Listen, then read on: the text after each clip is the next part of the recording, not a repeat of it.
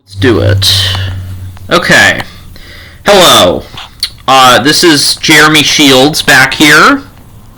It's been a little while since I uploaded my last video. I apologize for that. I've been pretty busy lately. But I am here playing a 10-minute game against my opponent Pampana Ragu Vamsa Prasa. Alright. So, yeah, I'm going to be uploading a series of videos, playing 10-minute games, and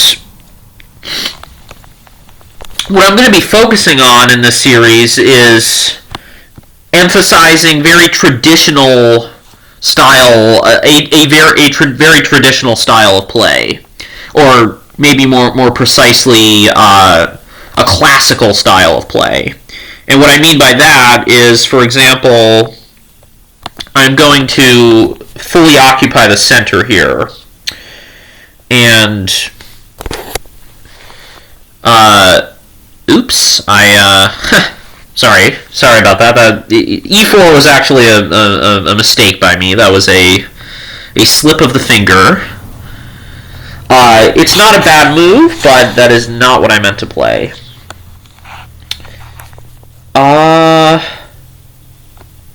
The important thing is when you make a mouse slip or a finger slip like that, don't panic.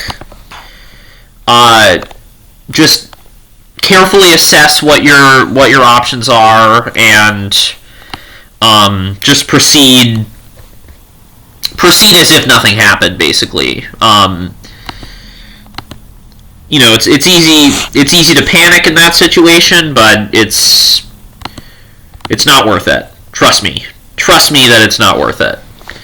Just accept that you made a move that you didn't want to, and just carefully evaluate what your options are.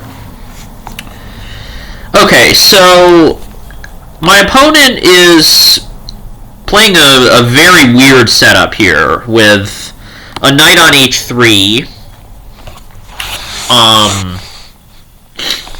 which I would not recommend. This is in order to play setups like this as white, you really have to know what you're doing, which I get the sense that my opponent does not. I feel like my opponent is really winging it here. I'm gonna go. Basically, you have to decide in positions like this where your bishop is best placed, and I really don't know the answer, and of course there's never going to be a perfect answer, but I think I will put it on b4 to just apply pressure to the knight. I'm expecting my opponent to play bishop b2, and I will just castle and play a very normal game of chess. Something very important here is that if I play d4, you don't want to rush in a position like this. So the move d4 is oh wait, but actually no, I can play d4 actually. I was about to say it's not playable, but no, actually it's extremely playable, because I just noticed that if knight takes e4, I can just take, and and this bishop on g2 is overloaded, trying to defend both. So I will do that. Actually, I will do that. But you always have to calculate moves like this. You have to make sure that there is sound logic behind a move like this before you just rush into it, because a lot of players, don't do that, just to be brutally honest, and it costs them a lot of rating points. So my opponent has to go to either b1 or a4 here. I'm expecting knight b1. No, but my opponent does fall for it, which is unfortunate. Yep. So there goes the knight. It's not over for my opponent, though. Can still, you know, he can fight on. He can definitely fight on here. I will castle, and yeah, I mean, it really is just about you know, as the grandmasters say, at this point, it truly is a matter of technique, and I know that saying is very abused in chess, but if you know what you're doing, it is a matter of technique at this point. So I just have to be careful not to hang any pieces. You know, to keep my position solid, but you know, at the same time,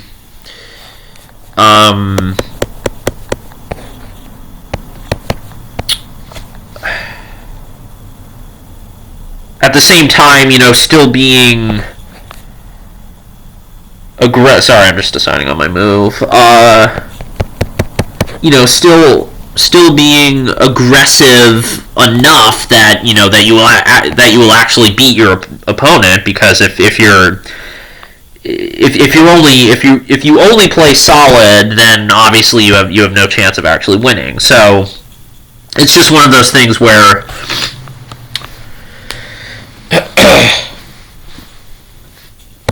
you have to just balance it out. And I just realized I made a big mistake.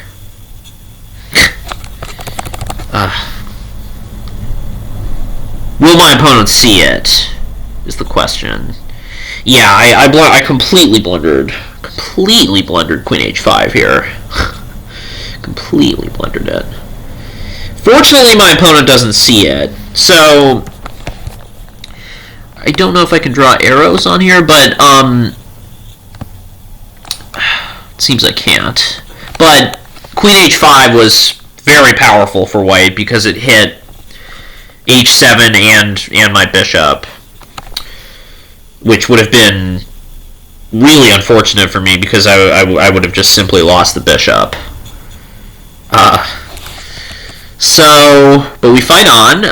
Okay, so here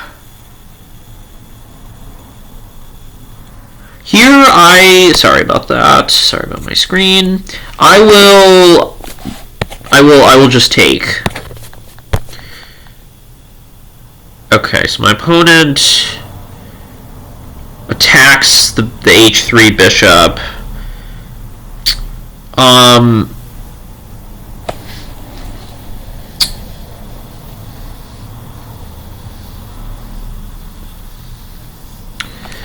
So I will take here. Something tells me my opponent just didn't see that was possible. Yeah, I mean, the only thing is that, of course, both my bishops are still under attack, so that's a bit annoying.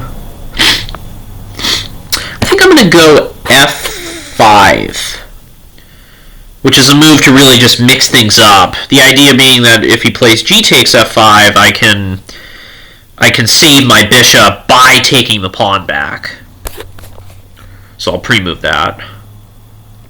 My opponent, I don't know what my opponent should do here. It's actually, oh, actually no, but no, my opponent should actually take on f5. Oh wait, there's also, oh shit. Okay, there's also bishop f5. I missed that. I just didn't even calculate that move, which I certainly could have. Yeah, bishop f5 is actually really annoying. Rook d3. Okay. It's a legitimate move.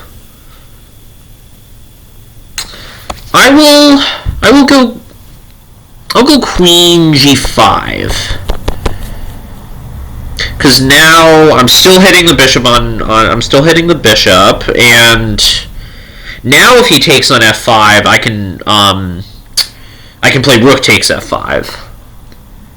That pawn being pinned on g4.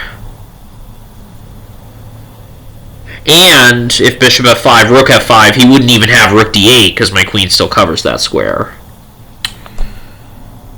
So now it's looking pretty terminal for white. I don't see much. I don't see much for white anymore.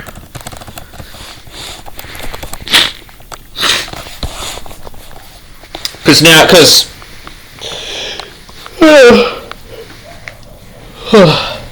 excuse me. Okay.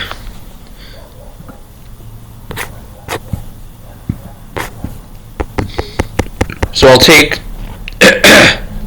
I will take here as planned. So yes, my opponent is able to take on b2, but that is okay. You know, you have to make some concessions in order to advance your position, and I am still up a piece here. Rook h5, that is a very, very devastating blunder, because now I can take here, which not only wins a pawn, but also removes the defender of the rook on h5. So that is very, very devastating. Pardon my cold symptoms, by the way. I apologize for that. Alright, we will take the queen. Okay. My opponent gives up. So, which certainly is reasonable there. So yeah, where did my opponent really go wrong here? I think the choice of knight h3 in the opening was already not a good idea. I don't recommend you go for this. Yeah, here e4 was I didn't mean to do that, but you know, fortunately it worked out. It worked out okay. Yeah, so here if we just let's go to game review. Obviously, yeah, okay, so I just want to go to some sort of analysis board here if I can. Yeah, just ignore the move annotations here. I just wanted to point out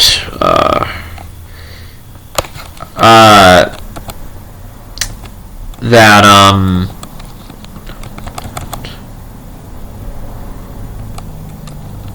oh yeah, that here white had to go knight b1 or knight a4.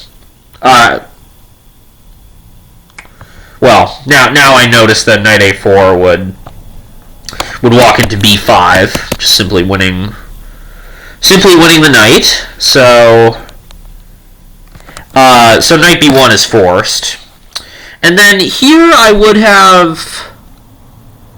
probably just would have castled here, kept it real simple.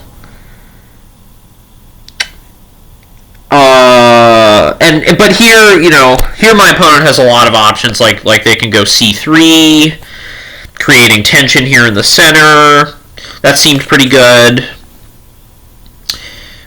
Here I would go bishop c5, so that if takes, we can liquidate everything here, and then I get my queen to the center where it's very, very powerful. And then after knight c3, I can probably just go rook d8 and really put a lot of pressure on the d file here. But that is not what happened, and unfortunately this was just an overloaded piece error from white. Yeah, and yeah, I mean, as I said, the rest is pretty simple. You just have to be careful and always conscious the whole way. By conscious, I mean, just noticing things. Okay, well, anyway, let's do the next one here. I think I'm gonna do 2 10-minute games in this one video. I'm gonna try that format. going forward, perhaps, and please let me know of any feedback on any of these videos. I would greatly appreciate that. And let me know if you have any questions. Alright, so I will go d4 here. My favorite move. Let's play the Queen's Gambit. Just because I'm tired of bishop f4 and bishop g5, my main moves. Okay, so e6. Alright. So I haven't seen e6 in a while. I feel like a lot of people aren't playing e6 much these days, but it's a perfectly good move. And it's a very flexible setup for black too. Black has a lot of different ways you could go from this. I am going to play bishop g5 just because I love this move so much. It's hard for me to resist. Just something about bishop g5 that... Okay. Let's take... Don't know if it's best.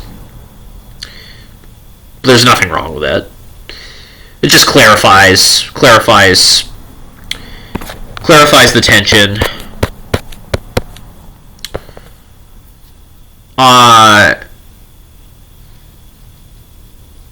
Yeah, here most people go bishop b4, so I kind of am expecting that. Yep.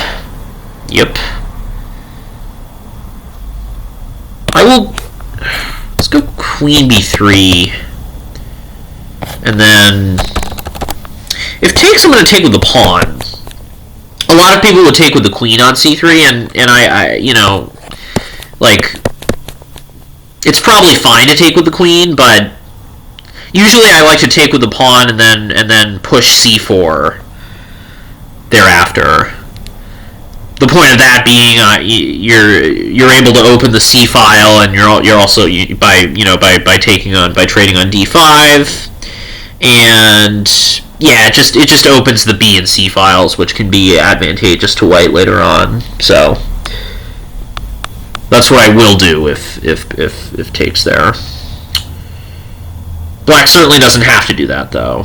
Can also play any number of good moves like h6 or... Okay, so let's go... Let's just go bishop d3. Simple. In chess, it really is good to keep it simple.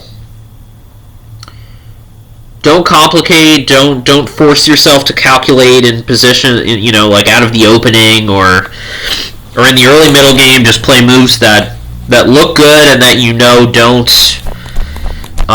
hurt anything. Okay, so a5. I'm gonna force the issue here. I just wanna.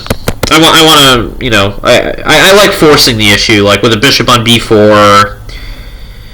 Are you really going to take the knight? Are you going to back off? It's just nice to... It's nice to get a clear idea on what the heck your opponent is doing when they pin your knight. I should note, by the way, that a4 is... actually, a4 is a very good move here. I wonder if he'll see that. Point being that I can't take on a4 because it's pinned. So, whoa, rook e8. That is a terrible move. Wait, what? Okay, all right. So my opponent is... I don't know what my opponent's doing, but we'll allow it. e5.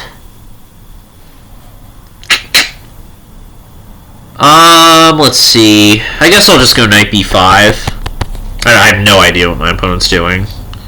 It's kind of just self-destructing.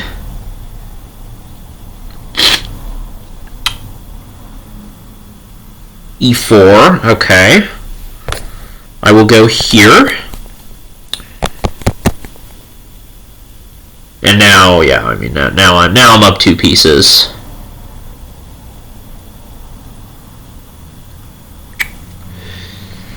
Up 2 pieces here, 2 clean pieces.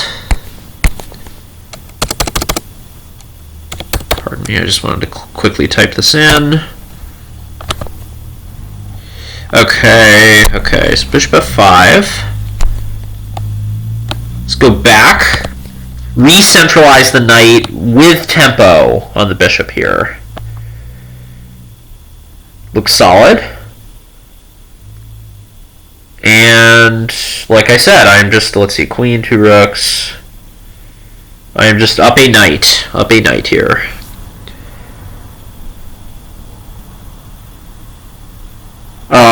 So what I'm going to do is I'll just take on a5, and then if rook takes the a5, I will just castle, and it's completely winning.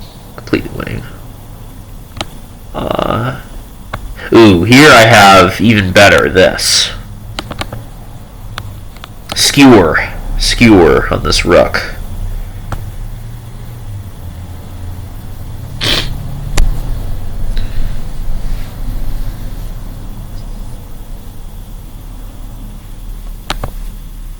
So we'll take that, and we'll just just keep liquidating here. Also, I realize now do I want to take? Yeah, I think I do want to take, because if I was thinking instead of taking the bishop here that I could take on d5, which would threaten taking on f6 with a fork on, with a family fork on king and queen. But you have to calculate these things. So if knight takes d5, my opponent can play queen. I wish I could draw arrows, but queen e5, which defends both f6 and f5. So I will just take the bishop. But you have to consider moves like knight takes d5 if they are available, because they sometimes more complicated moves than just the obvious capture are correct. You just have to look out.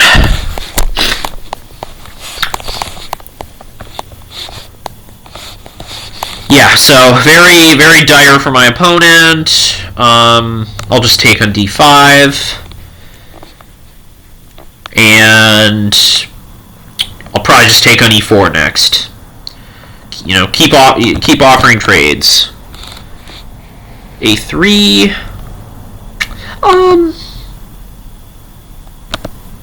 Yeah, I don't see any reason to allow my opponent to take on b2. I'll just grab that. That's a free rook. I'll take that. Well, it's not completely free, but let's just say a hanging rook. I will take on e4. And yeah. Okay. That was sort of self-destruction for my opponent. He does offer a rematch. I'll see if he doesn't seem like he wants it. Okay, all right. So yeah, let's just quickly look at the review on that.